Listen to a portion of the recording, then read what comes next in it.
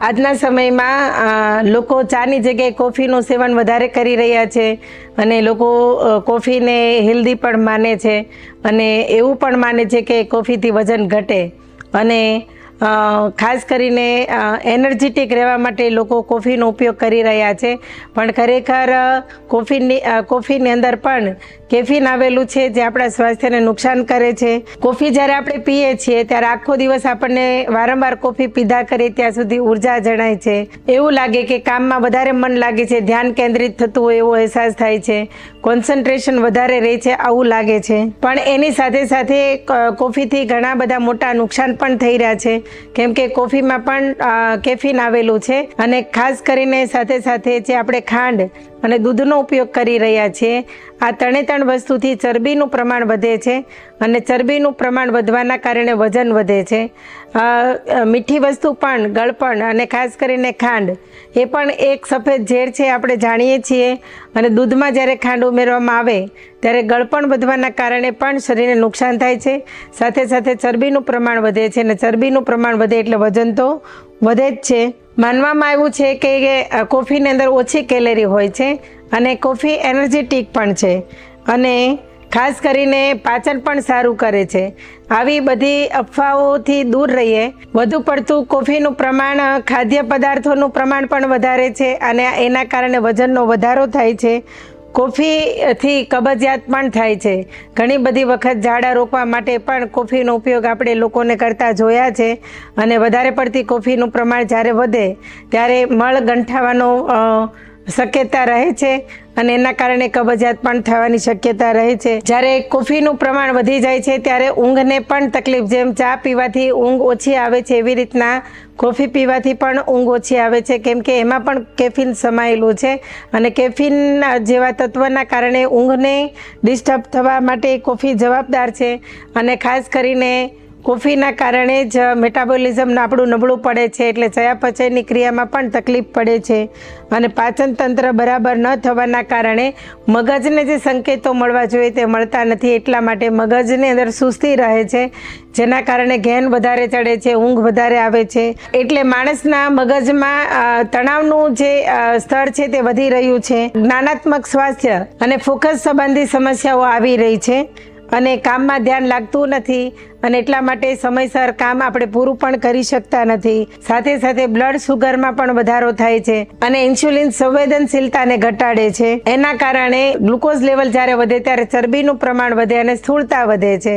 તો એના માટે પણ જવાબદાર કોફી છે. ઘણી બધી વખત આપણને વારંવાર કોફી પીવાના કારણે સ્ટ્રેસ વધી જાય છે, માનસિક તણાવ વધી જાય છે. કોફી ઉત્તેજક છે અને એના કારણે સતર્કતા અને ઉર્જાનું સ્તરના પ્રમાણમાં ચડ ઉતર આવે છે. ચીડિયાપણાની સાથે માણસ ગંભીર તકલીફનો શિકાર બને છે અને એને ગંભીર સમસ્યાઓને દૂર કરવા માટે વારંવાર કોફી તરફ ખેંચાય છે અને એક પ્રકારનું કોફીનું એને વ્યસન પણ બની જતું હોય છે. બીજું કોઈ પણ વસ્તુ ખાવાની એની ઈચ્છા થતી નથી અને એના કારણે હેલ્ધી ફૂડ ઇગ્નોર કરે છે. પોષક તત્વોની કમી વધારે ને વધારે વધતી જાય છે, કેમ કે પાચન પણ બરાબર રહેતું નથી અને ખાસ કરીને વધારે ભૂખ ન લાગવાના કારણે જરૂરી પ્રમાણમાં પોષકયુક્ત ખોરાક પણ આપણે લેતા નથી. કોફીની અંદર જે ટેનિન નામનો પદાર્થ છે તે કેલ્શિયમ અને આયરન સહિત એવા ઘણા બધા પોષક તત્વો છે જેનો અવરોધ કરે છે અને જેના કારણે ઉણપ આવે છે અને એના કારણે ચિંતા જેવી તકલીફો વધે છે અને આવી નાની મોટી ઉણપ વારંવાર આવવાના કારણે માણસ તણાવગ્રસ્ત થાય છે અને ગંભીર સમસ્યાઓનો શિકાર બને છે અને ગંભીર બીમારી ધીમે ધીમે કરીને શરીરમાં ક્યારે આવી જાય ખબર પડતી નથી.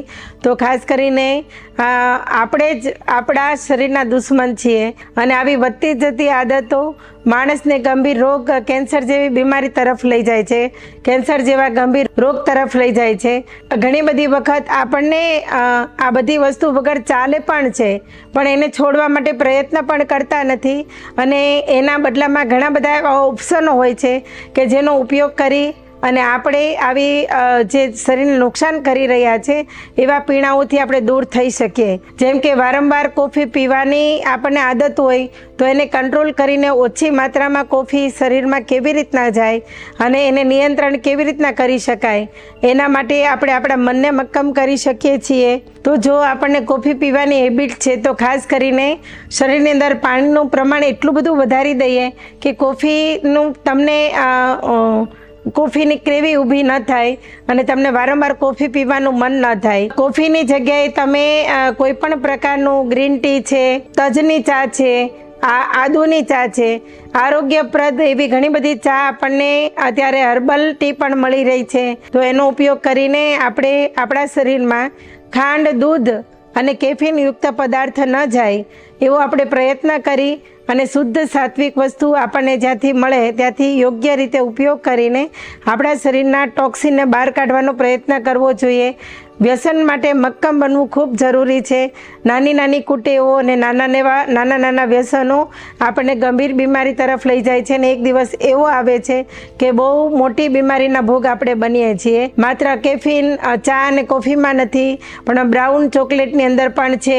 આપણે જે ચોકલેટો ખાઈ રહ્યા છીએ, આપણે જે કેડબરીથી માંડીને અલગ અલગ પ્રકારની જે ચોકલેટો ખાઈ રહ્યા છીએ, ડાર્ક ચોકલેટો ખાઈ રહ્યા છીએ, એમાં પણ કેફીનનું પ્રમાણ આવે છે. તો આવી દરેક વસ્તુની શોધ કરવી જોઈએ કે કયા વસ્તુ દ્વારા આપણા બોડીમાં કેફીન જઈ રહ્યું છે, તો એને આપણે બને તેટલું ન જાય એના માટે પ્રયત્ન કરવો જોઈએ. આવું જ્યારે અમારા સેન્ટર ઉપર લોકો આવે છે, અનેક વ્યસનો લઈને આવે છે, અનેક તકલીફો લઈને આવે છે, એટલું બધું બોડીમાં ટોક્સિન વધી ગયું હોય છે કે સ્કિનમાં ઉભરાઈ આવે છે અને સ્કિનની તકલીફો થવા મળે છે. સ્કિનનું ફાટી જવું, સ્કિન ઉપર રિંકલ્સ આવી જવી, સ્ટ્રેસીસ આવી જવા, ડાર્ક સર્કલો આવવા અને સ્કિનને સોરાઇસિસ જેવી તકલીફો આવવી અને ખજવાળ આવી, દાદર થઈ જવી, ખરજવું થઈ જવું, આ એક જાતનું એવું ટોક્સિન છે જે બોડીમાં વધવાના કારણે શરીરની ચામડીની ઉપર પણ ફૂટે છે. તો એમાંથી પણ બહાર નીકળી શકાય છે. ક્લબની અંદર આવનારા દરેક લોકો આવી નાની નાની તકલીફોમાંથી બહાર નીકળ્યા છે.